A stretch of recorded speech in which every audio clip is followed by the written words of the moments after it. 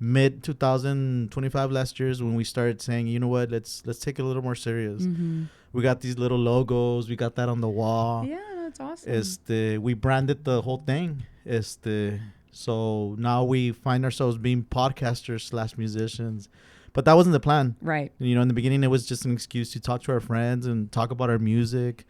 And as you can see, I mean, this is the studio where we actually record and practice. You know, my drums are here, the keyboards are out there, and you know, it's our little sanctuary for music. So I love that. Yeah, no, it's a very, very nice place. I mean, believe it or not, it's one of the nicer studios I've seen. Really? That do podcasts. Yeah, I appreciate that. But Thank I you. came across y'all on TikTok, and I was like, oh man, this is so cool.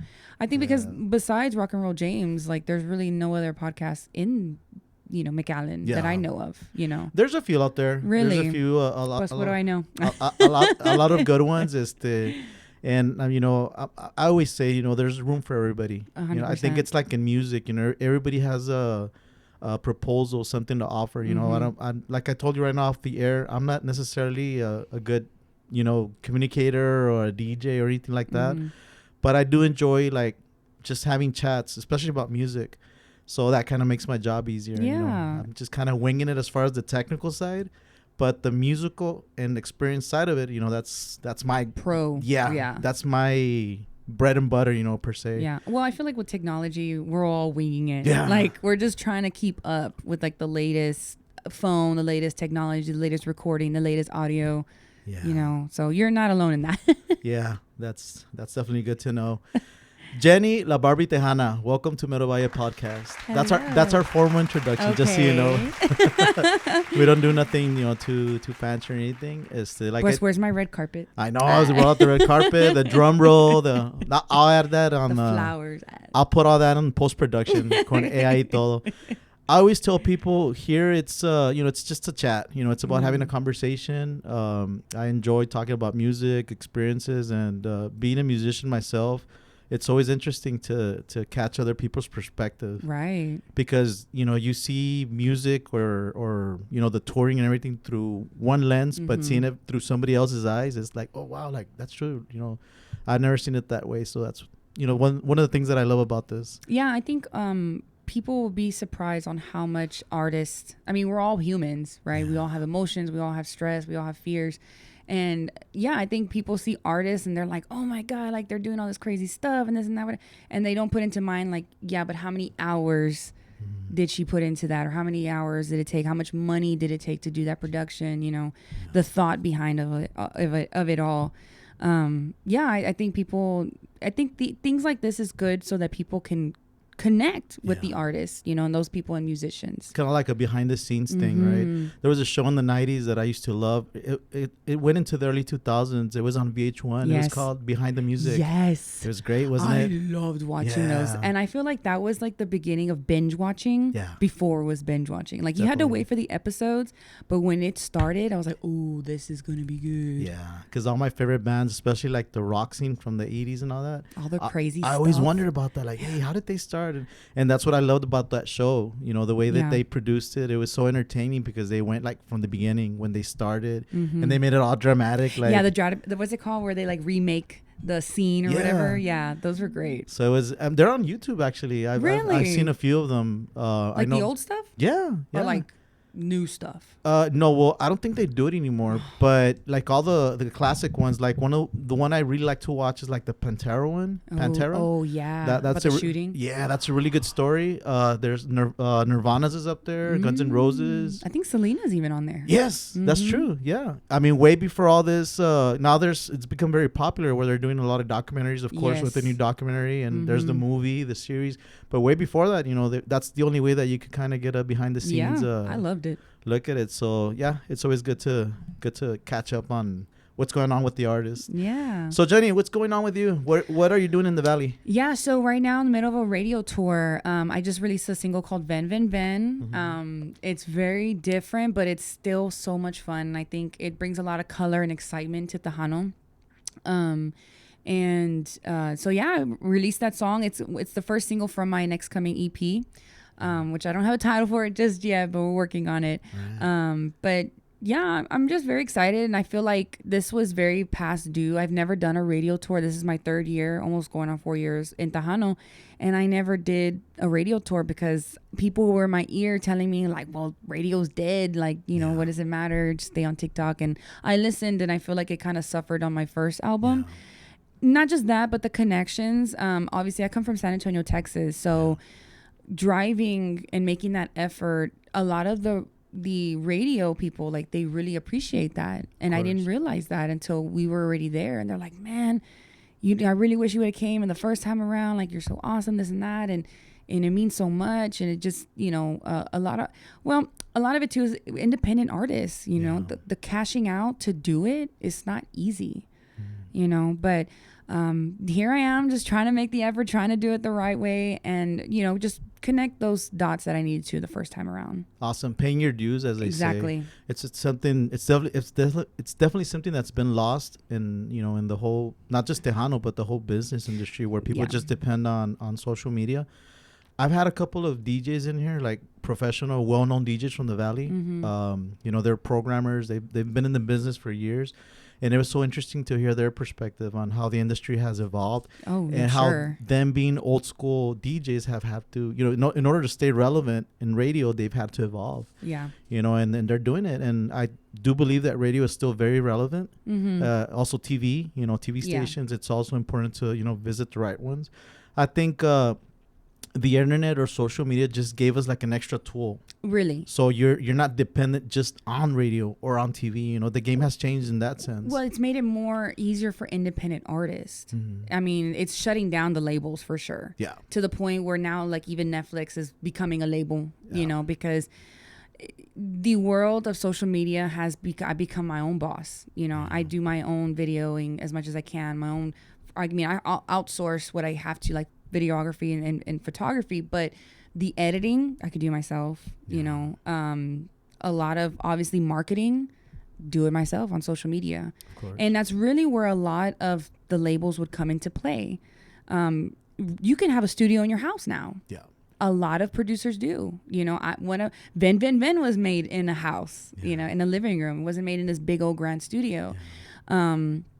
And so now the artist is able to have control in their hands. I mean, it's harder, 110%. It's so hard. It's so stressful. It's a lot. But you get to decide what you want to do, and you get to keep the earnings from it. Of course. With the label, it's irrelevant now. Yeah. There's no point. Why would I give you 90% of what I'm going to earn, if not 100% of the masters, just to put your name behind mine so that I can get out there? At this time of day, it's not going to matter anymore, because if you're not popping on TikTok or anything, it's not going to do anything. No. I mean, it made sense back in the day when there was no other options. I think that was as a musician, that was your main goal. Record your album or a demo and take it to a record label.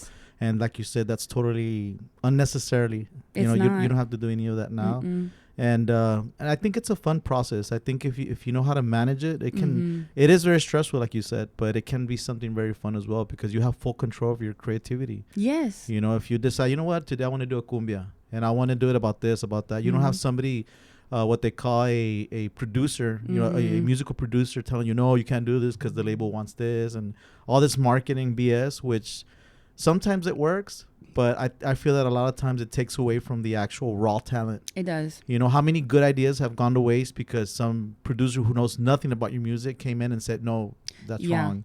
Yeah. So I've discovered so many odd artists on TikTok. Like, I mean, odd in a sense of, like, I don't see, like, the mainstream ever picking up on it, but they blew up because of TikTok or Instagram or Facebook, right? The people decided, not the label, the people decided, this is badass. Like, this sounds great. They have talent.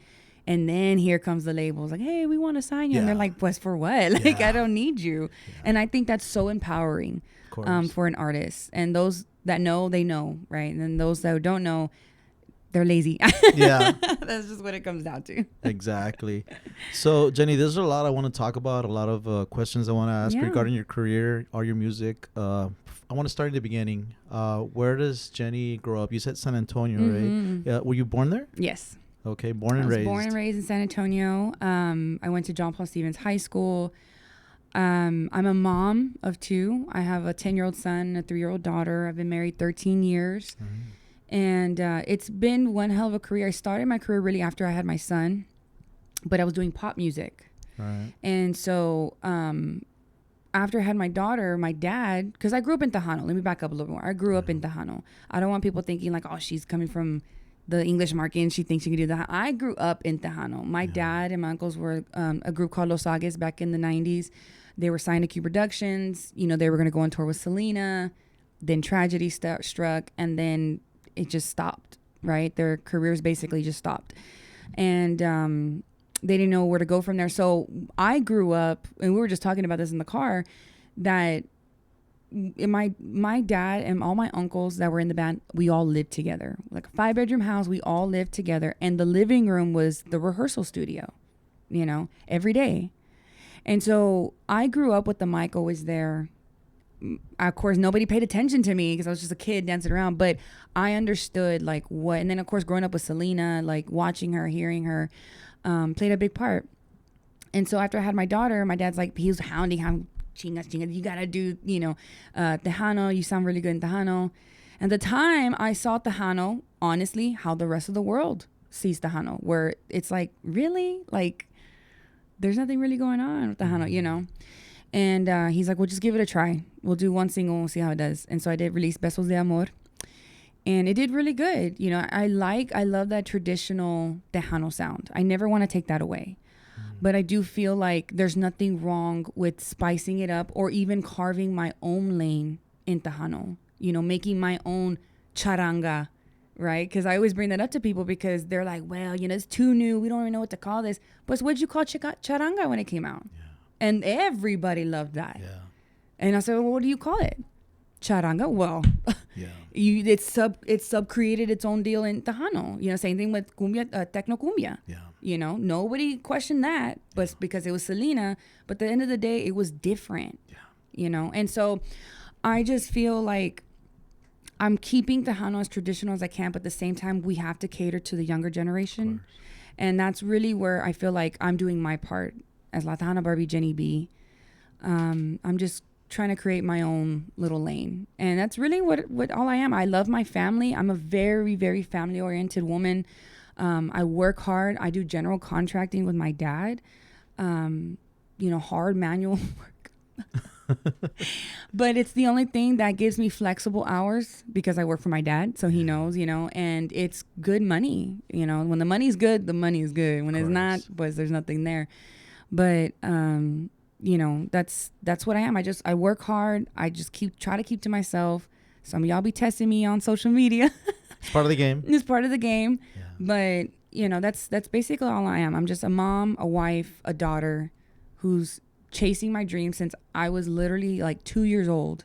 My dad has video of me with a mic and I'm like, yo, singing to Selena.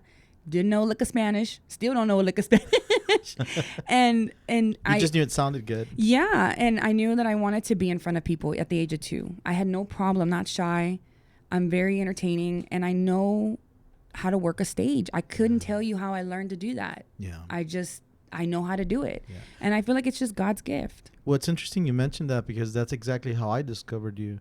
Like you said on TikTok, it really caught my eye, you know, because you know how TikTok you're scrolling and sometimes you don't necessarily hear the audio. Oh, okay. You just see the video and something's going on. And I remember seeing your video. You were at some performance. You were doing like a concert or something. I'm like, wow, what is she performing? Like, cause you look lit. Yeah. Like thank you. You were lit on stage. You were dancing. Your shows are very energetic. Yes. You know, a lot of dancing, a lot of interacting with the crowds, and that caught my eye. And sure enough, I clicked on the speaker. I checked the music, and I'm like, well, it's different. Yeah. And it's definitely entertaining. And I think for me, that's 50% of the battle. You know, of course, you have to propose a good song. You know, a good production. You know, all the what they call the el caldo de la música, you know, everything that makes the ingredients. But if you have that extra, you know, ingredient where you interact with the crowd, where you dance, you know, and I think that puts you on a whole other level, you know, instead of just standing on stage and just being there looking like if, oh, I'm bored, I don't really want to be here. Yeah, that's the what worst. You're going to transmit to the crowd, and you do completely the opposite. And that's so well, cool. like I said, a lot of people tell me all the time, well, I've had big people in the industry tell me, like, this is great. Like, this is all great, and what you're doing up here is great, but I think you could go so much further if you were to move back to pop.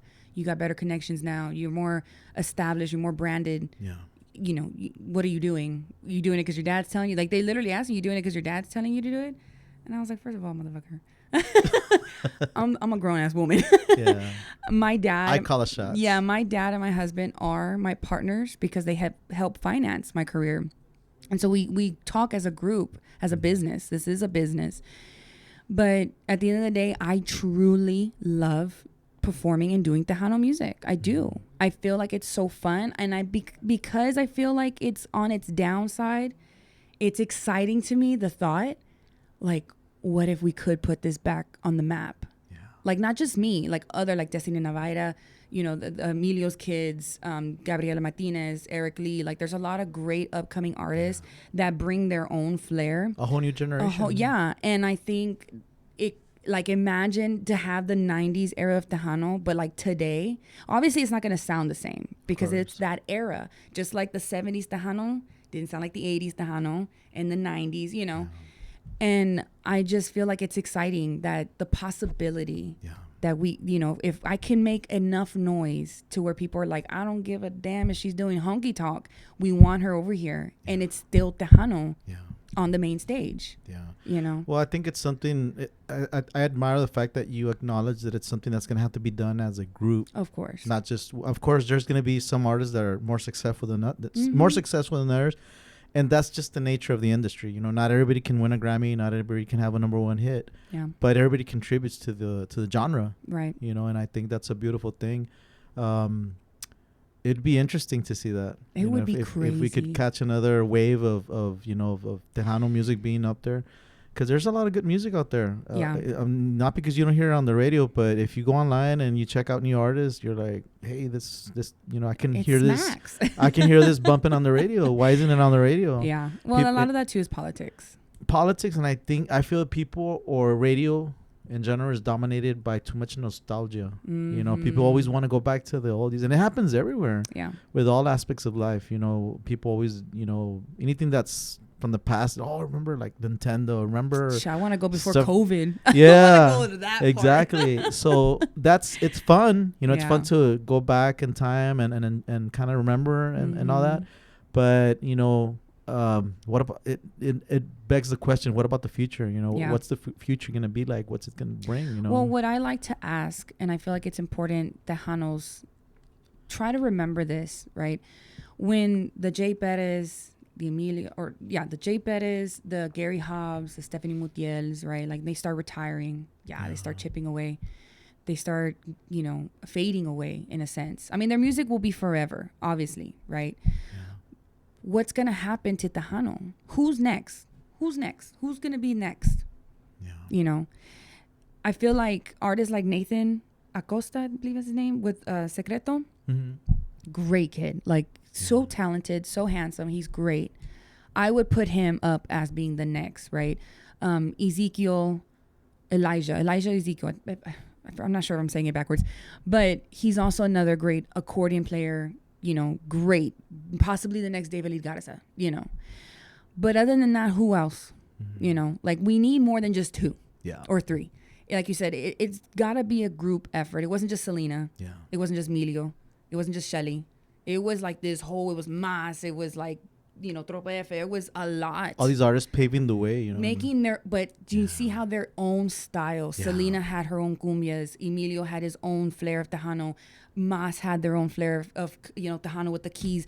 Yeah. It all was different. Yeah. People, I think musicians were more brave as far as trying new things. Yeah. I feel, at least in our genre, which is, more grupero, norteño style, I feel that everybody's like on the lookout on what's the next sound, and if something hits, everybody tries to cling to that. Right. And yeah, I mean, it works because it's what everybody's into, but nobody's being creative as far as, you know what, I'm going to do something different. But no, they all start sounding the same. The same. And it makes it a little hard to be like, like you mentioned in the past, and I think it happened in all genres. Everybody had their sound and you wouldn't confuse anybody. No. In country and norteño and in any genre, rock and roll, everybody had their sound, and as soon as their song came out on the radio, it's like, even if it was a new jam, you knew, hey, that's that band. Yeah, you exactly. knew their sound. So it'd be really cool to bring that a little bit. I think it's possible. I really do think it is. It just takes a group effort from everybody, not just the artists,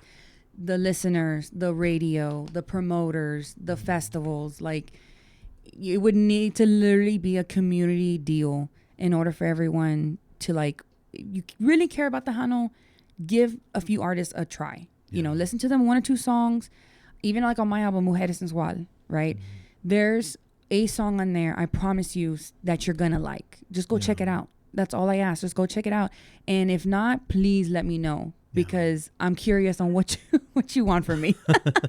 But I just feel like they hear one bad artist, because they are out there. Yeah. There's a few artists that are just, they're trying. Yeah. And they might be out of tune. They have a bad recording. It's not good quality. And they get labeled, like everyone gets labeled. Oh, no.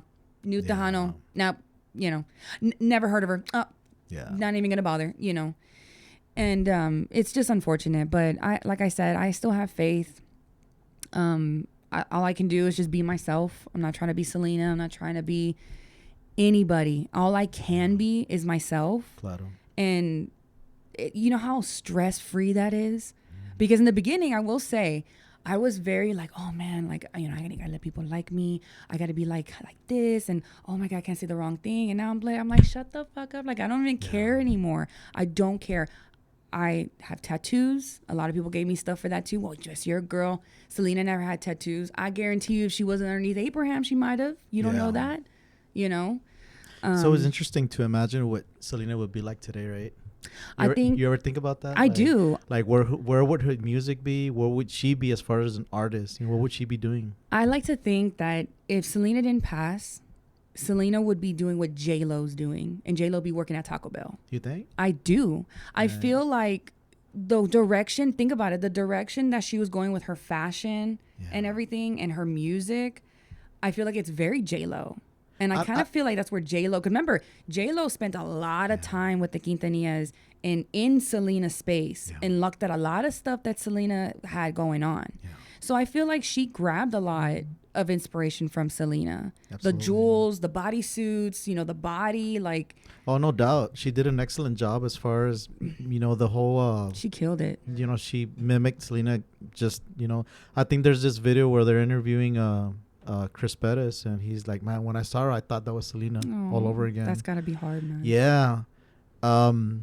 What I do know about Selena is that she hated acting, and I know that because I don't know if you're familiar with this novela from the 90s, Dos Mujeres Un Camino. Yes. She did a little it wasn't a cameo. She had a little part. Yeah, yes, she played herself in a few episodes, and she looked great too. Yeah, no, she was great, but she did mention later, like, that's like the last time I want to do that. Like, I'm not an actress. I'm a singer. I'm an artist, and I think for somebody who for a caliber of singer that she was, you gotta focus on what you do. Exactly. And I think definitely she would have kept singing, but I really doubt she would have gone into the whole Hollywood. Yeah, so I didn't mean I don't really consider J-Lo actor. That's why. Okay. An actress. Yeah. No. I meant like her. The level of success. Yes, the level of success from the Super Bowl to her residency at Imagine Vegas. Selena in the Super Bowl. Dude, did you see that? Okay, somebody had posted pictures with Bad Bunny, and they replaced Lady Gaga with Selena. Wow, I haven't seen that. That hit me like to the core, because it looked, AI. It looks so real, and it was. To me, I always felt like Selena's death was a glitch in the Matrix. Yeah. That was not supposed to happen. Yeah. And that is why people to this day are still so hurt by it. I had redid the song Vivera Selena. And I wanted to do it more in like a, more of a cumbia salsa, like something fun that I think she would have been proud of, because I wanted to reflect on the legacy that she left. Not so much the tragedy, but even though the tragedy happened, what she left behind. And if you go look at the music video, I had called this dance studio of young girls to come out and be a part of it, but they dressed up in Selena outfits and performance outfits. And when I had posted it, I got flooded with comments of people like saying this made me cry, like, oh my God, like at the entry, like the beginning of the video, it's so, because it's shots of Corpus. It's my sister and my niece actually walking through Corpus to the statue. And, she's like, who's that, Mom? And she's like, oh, it's Selena. And she's like, who's Selena? And she starts telling her. And then I come out. I'm like, you want to know about Selena? Let me tell you. It sounds corny. But, yeah, I feel like people are still so upset about it because that wasn't supposed to happen. Yeah. That was not part of the plan. Like, that was not supposed to happen because she did nothing to nobody. She wasn't involved in drugs or the gang life or things that could have got her killed. Yeah. She did nothing but be an amazing legendary idol, and she got killed for it. So I feel like seeing things like that, like her, and the possibility of her could have been with Bad Bunny at the Super Bowl, it breaks my heart because we would never see that. Like, what a legacy. I going back a little back to what we're talking about the Tejano industry. I do feel that the Tejano scene took a very hard hit with that. Because after that, I feel that every new artist, especially every new female artist, got compared right away. Automatically. And that is so unfair. I think even Selena, if she were alive, she would not like that at all. It's because hard. She was very, like you said, she was such a good person. You would never hear her talk bad about anybody. And she would be so in favor of, hey, do your thing, be you, do your voice, and she was such a strong voice for females. I mean, of course, at the time, you had all these other artists who had already kind of broken barriers, Elsa Garcia, Laura Canales. But I feel like Selena came and like just took it to another level, especially going into Mexico and, of course, all the other countries in Latin America that had never done before. It had never been done. So it certainly is a tragedy. I think I've never seen it in that perspective, like you're saying. I could just be emotional. It definitely was a glitch in the Matrix. Absolutely. Yeah, at least that's just. I mean, I'm just a mega. Like I said, I've been a fan of her since 2. I love Selena. I think not just as an artist, but it's the person that she was trying to be for the people, for her, fans. But it is hard. As soon as you come in, I have dark hair. I slapped on some red lipstick and she's trying to be Selena. Yeah. She's trying to be Selena. And it's annoying. It's frustrating. Quite honestly, it's disrespectful because I'm just trying to be myself. But I feel like artists were supposed to pick up where she left off. Yeah. And you're right. It was so hard for people to even fathom going farther than that. There's no way you can go far. That's literally how it came off to me. Is like, there's no way we're going to even get past that. Yeah. Because look how far she went. And that's it, Yeah. So it's a big mountain to climb as a female artist. It really is. Because you'll never hear someone, he's trying to be Jay Bettis. Yeah. He's trying to sound like Mas. You'll never hear that. I've never heard that. And when someone does sound like to me, Luis A.G., he's from, I know he's from Mexico, but I don't know if he's from Monterrey. He, to me, sounds like Jay, like in a sense of his power vocals and his control and the soul he has in his voice. But no one's ever like, man, that guy sound like Jay Bettis, get out of here. No, they're like, man, you're praise him. Awesome, as he should. Yeah. But if I try to sound as powerful as Selena, I'm betting she'll never get out of here, Yeah. Okay. Blocked. It's hard. It's hard, but you got to keep trying. You got to keep trying. If you have faith in what you're doing, I mean, Selena, I think, went through a lot of barriers herself when she was starting out, and I'm sure she got compared a lot, but she just had that attitude where I don't give a fuck. I'm here to. This is me. Exactly. And your voice will eventually be heard. You just gotta be loud. and Oh, loud I consistent. am. Out I am. Yeah. Oh, yeah, Jenny. And right now you mentioned places like Monterrey and Mexico. Any plans of visiting Mexico anytime soon? I would love to. That would be a big, honestly, top 3 goals of mine is to break out into the Mexico market, Yeah. Monterrey, especially. I hear that, they love Tejana over there. Absolutely. And so Yeah. I would love that. I feel like, especially my style, both in my fashion and the way I approach people. Again, my Spanish is something I am trying to work on because I want to be respectful. ¿Cómo está tu español? Ay, qué feo. Feo? It's just, it's, I can understand it. It's the speaking, the grammar. And I don't, like I said, I don't want to offend anybody. Yeah. And it doesn't help. I'm Tex-Mex. Yeah. I'm going to learn Tex-Mex. I think Mexico, what they really want to hear is that you appreciate their culture. It doesn't matter if you have an accent or if you can't really speak the language, but they don't want to hear you say something like, "Oh, puro chicken nuggets." That's like the last thing you need to be saying out there. So just don't say. As long as you say, "Me gustan los tacos y me gusta el menudo," you're good. Which I do. Verdad, I do. Lawrence knows. He's been basically our driver for this whole tour. Yeah. And pues he's like, "No, me come, you always eating." And I'm like, "I'm sorry." And I love tacos. I love tortas. Chalupa. I love everything that's involved with our culture. Yeah. The salsa, tamales. Like, I love The good stuff. No, pues I really do hope you go out there. Especially Monterrey, they have a really big appreciation for Tejano music. There's entire clubs dedicated to Tejano music out there. I've seen them. They're massive. Yeah. And you walk in there and you think you're in San Antonio. I mean, it's the way they're dressed, the way they dance, everything. And, of course, the music. But since back in the day, that's nothing new. I mean, Emilio Navarra got his Rey del Rodeo name from out there. I think that's where he got it from. So they really appreciate it. They love the music. So I hope you get out there and do a good promotional tour and hopefully some gigs. Why not? Yeah, I mean, I like I said, I would love that. It would be a big accomplishment and a big step in my career. But I'm a huge believer in God's time. Yeah. As much as I try to push it to happen as fast as possible, sometimes God's like, he always puts something in my way, and it just either means I'm not ready. Yeah. They're going to kill you for your Spanish, Yeah. There's a reason why he's stopping me from getting over there. But I have faith. Like I said, I have faith in what we do and getting over there. Yeah. I have no doubt. Awesome. Well, I hope you do that soon.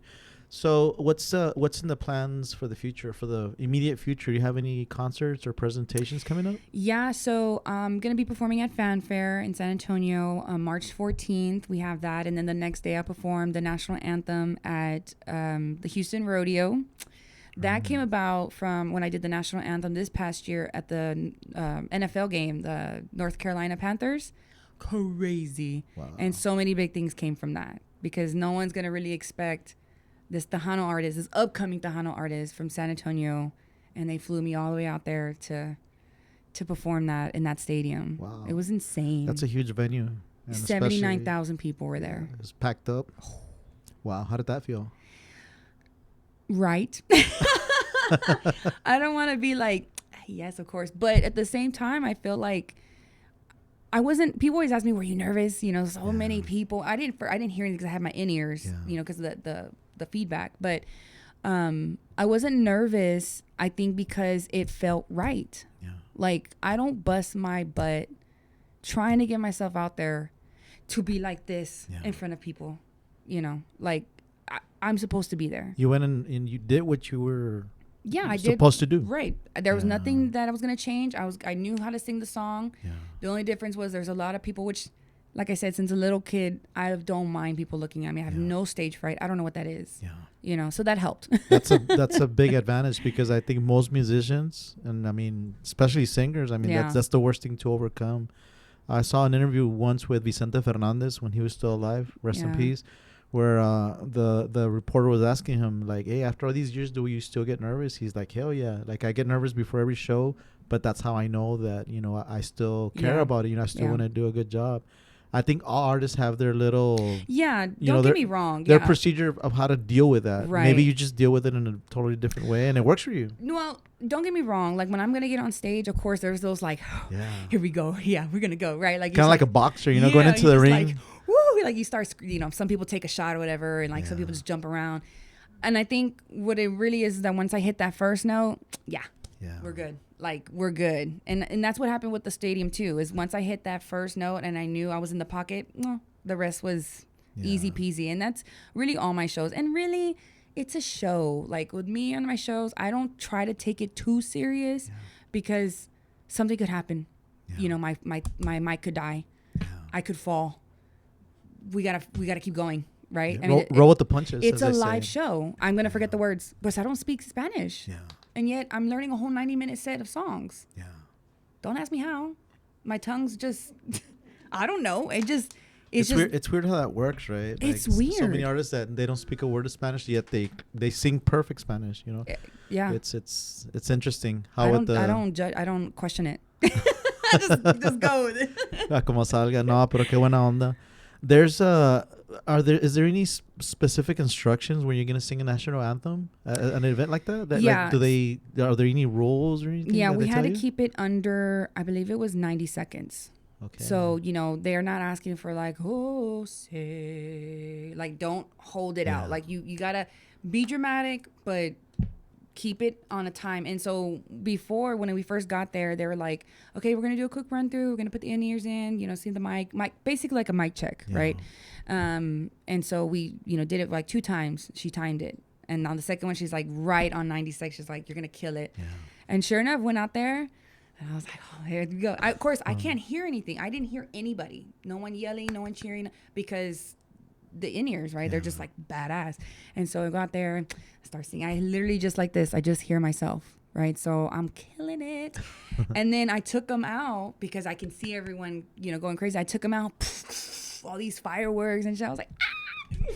That was reality crazy. kicked in. Yeah, I was like, ah! I was so ready to party after that. I did it. Yeah, so we got to see. They took us up to the suite upstairs, and we got to see the game and stuff. So they were going against Miami, which was a really good game. They won, by the way.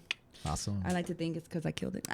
you brought the good vibe. Right. That's awesome. Yeah. You know, talking with you right now and listening, you know, the way you express yourself, your energy, it's translated straight from your performances. Like it's exactly how I imagined it.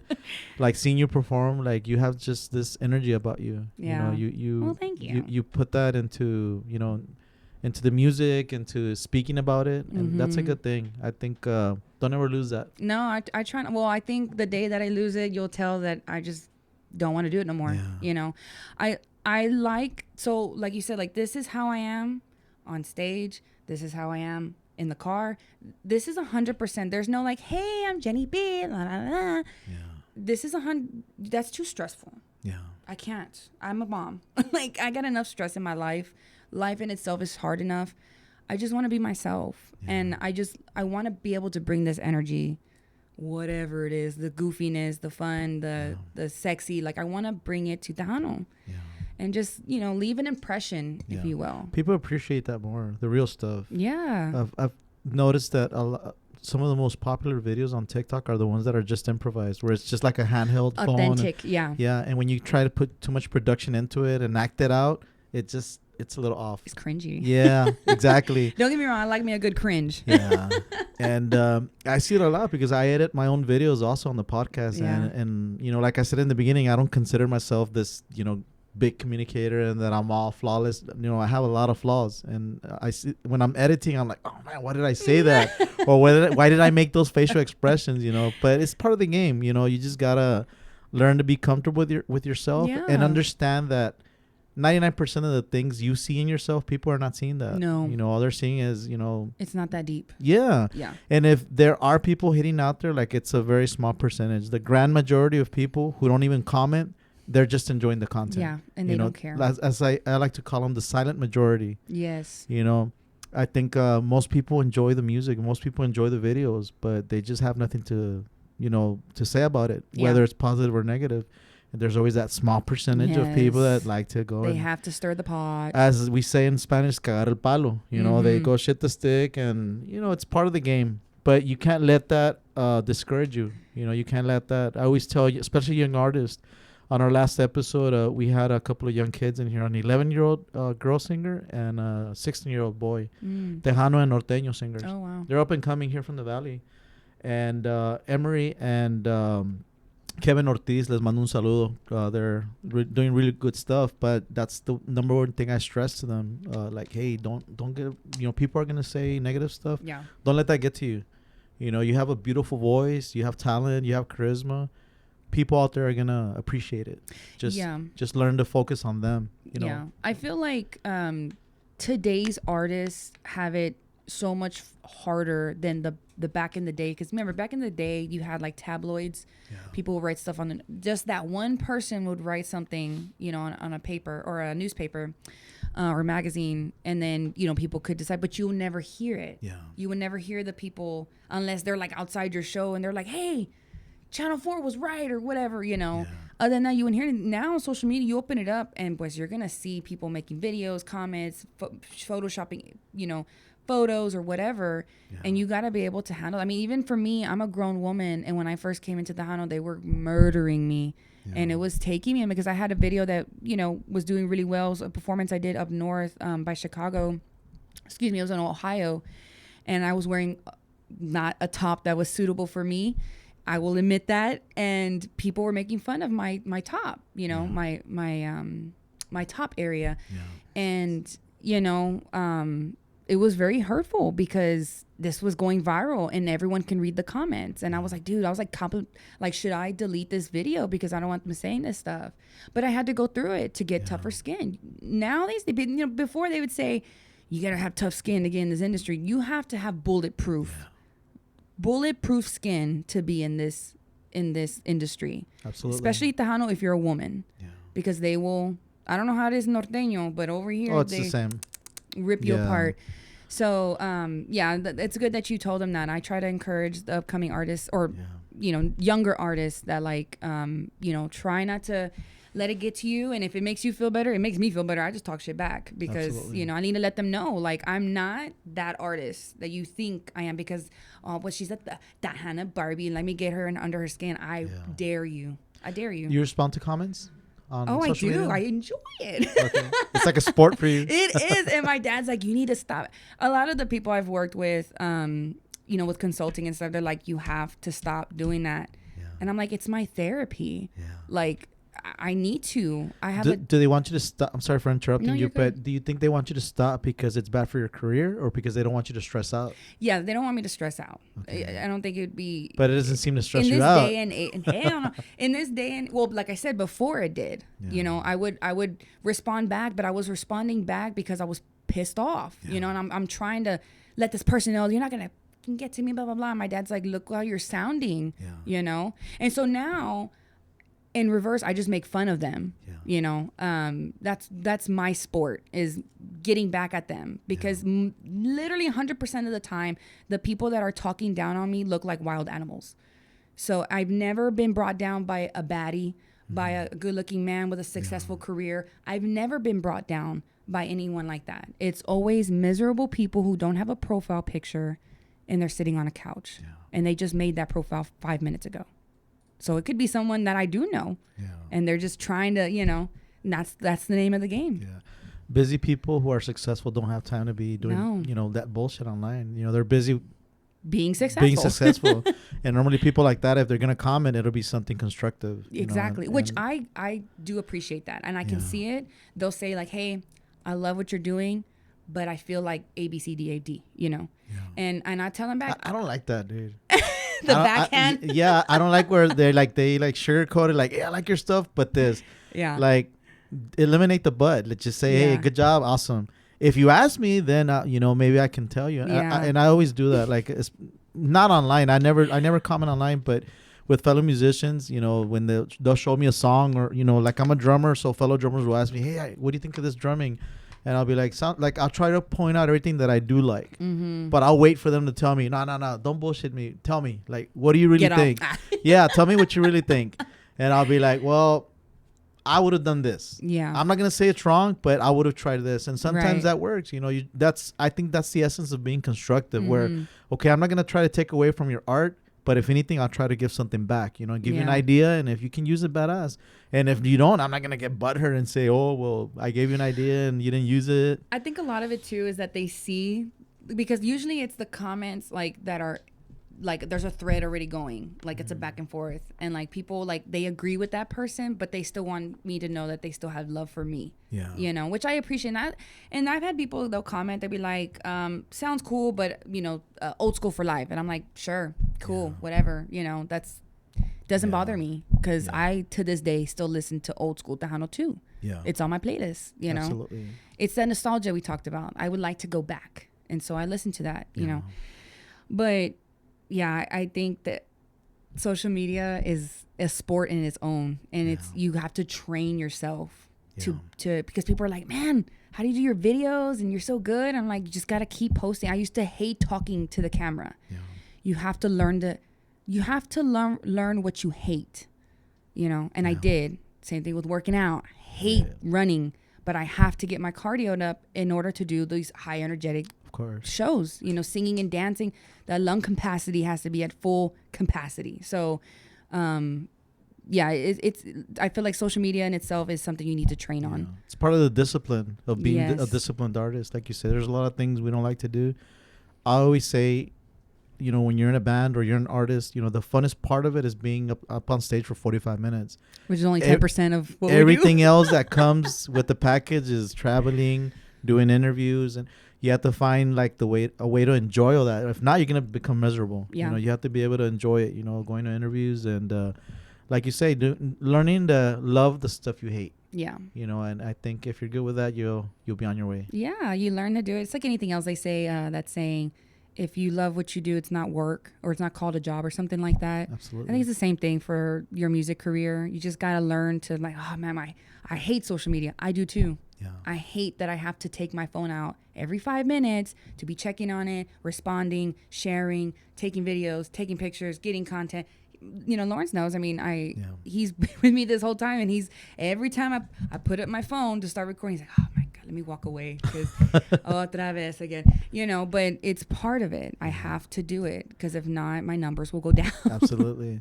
A big shout out to Lawrence, who's here in the studio. You guys can't see him, but he's here doing picture shots of Jenny in the interview. Thank you so much. Thank you for your service. I see you have a service hat from the service. Thank you for your service, sir. And a big shout out to all our veterans watching. Muchas gracias por su servicio. Jenny, for people that want to follow you, I know, like we mentioned right now, you're very present on TikTok, but how can people find you on TikTok, Instagram, Facebook?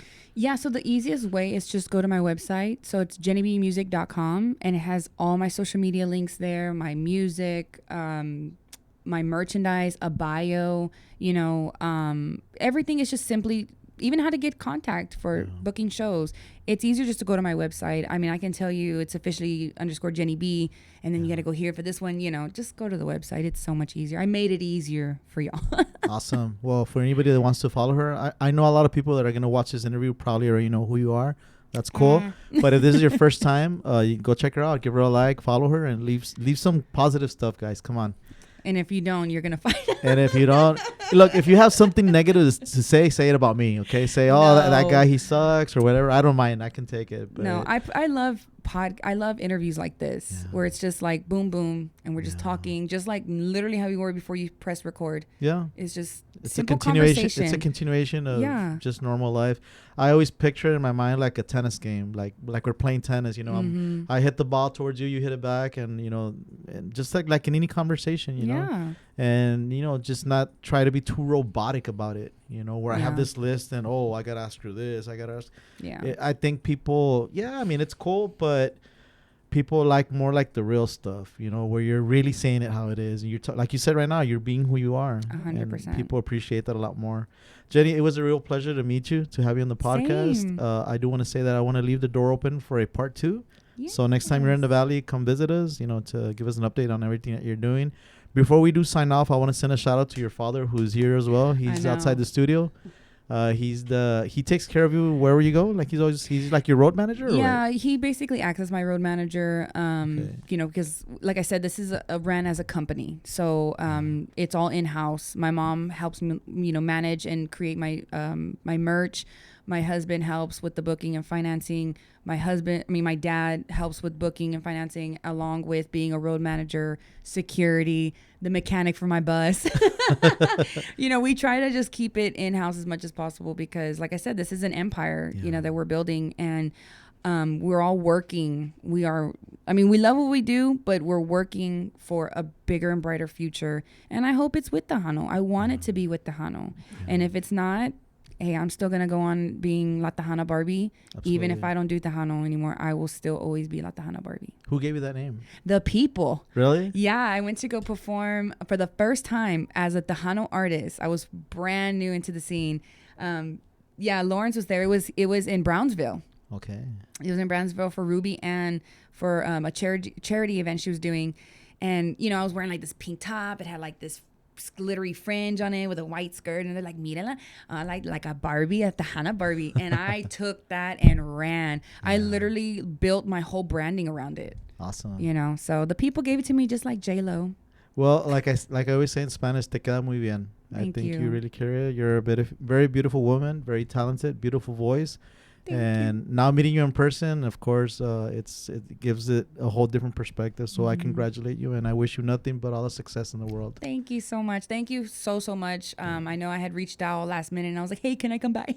No, of course, and I'm glad you did. I mean, I always say to other fellow musicians, I mean, even if we don't know each other, just reach out. You know, I handle the messages myself. You know, anybody who writes to us, it's either me, Jesse. Sometimes he goes in there, but Jesse's more focused on the production side of the music and the podcast, and I'm the one always posting videos and just trying to answer the messages and stuff. So feel free to drop by anytime. Yeah, no, thank you again. I really appreciate it, and hopefully I'll be back soon in the 956 to perform, and we'll get you guys some VIP tickets. Absolutely, we'll be on the lookout for that. Yes, thank you so much. Thank you to everybody who saw this episode. Thank you so much. We want to invite you to check out all our videos, all our content on social media. I wish everybody a beautiful day and a beautiful evening.